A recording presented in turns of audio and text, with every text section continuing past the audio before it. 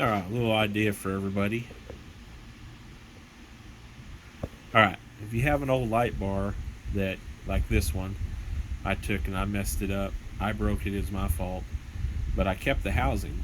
What I did is I cut the housing off to the length that I want, and I made my own little light strip. I got that light strip off Amazon. It's for, I think, for an airplane. It's only good for 6 volts, as you can see. If you'll focus. So I got that cut to length. I cut my housing. I drilled a hole in the back because that's where I'm going to come out with my wire, and I will make a new light bar that will be the length that I want. This light bar happened to be 6 inches. That's why I always hold on to my light bars if something happens to them, because you can reuse them. You can do something to make it work.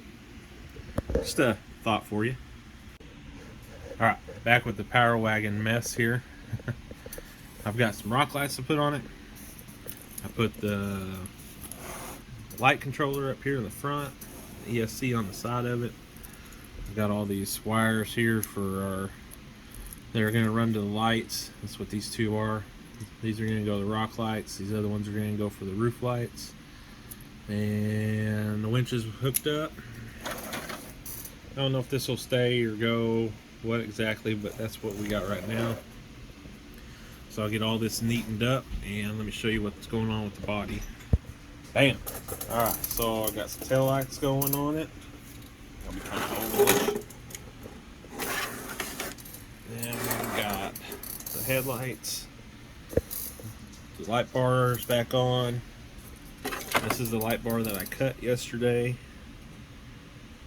You'll shine down into the bed. Got the interior in it. Kind of give you an idea of what the Wraith interior looks like inside there. I think it looks pretty decent. Basically, put that little piece of rubber up there to try to help prevent my body from getting messed up. I already had right there, it got messed up from the last time I had this interior in. That was where the hand was to the driver before.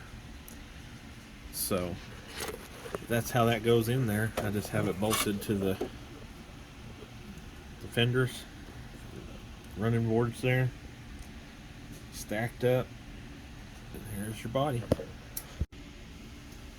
I got these foams, and they're not very fancy at all. I can't remember what they were when I bought them. I bought them for when I got the KLRs, but they're pretty solid, and when they get in there, they're real solid. So what I did is I put a hole in it. And basically what I'm going to do is I'm just going to soften it up. I'm going to take, this is like a hose connector, I guess. I think it's, I don't know, 1/2 inch, something like that. Put it on your foam, push down real hard, get you a hammer. And let's watch the camera jump all over. You get the idea. You hammer it in there, and what you do is basically you knock that hole out. I'll show you what it looks like when I'm done. And that's what it looks like when you're done. Makes it a little bit softer. Trying to keep it from making the sidewall so soft. Trying to make it more softer in the middle of the tread, and sideways wise it feels close to the same. It's not as good as it was. Let's see if we get one that's up a little higher. It's probably not as good as it was, but it's definitely a lot softer when you push down on it. So I'm going to go through and do this one now. Like I say, it's nothing fancy. I just go along and I hit it in different spots. As you can see, I got one way down low, one up high. Just putting holes in it, trying to make it softer.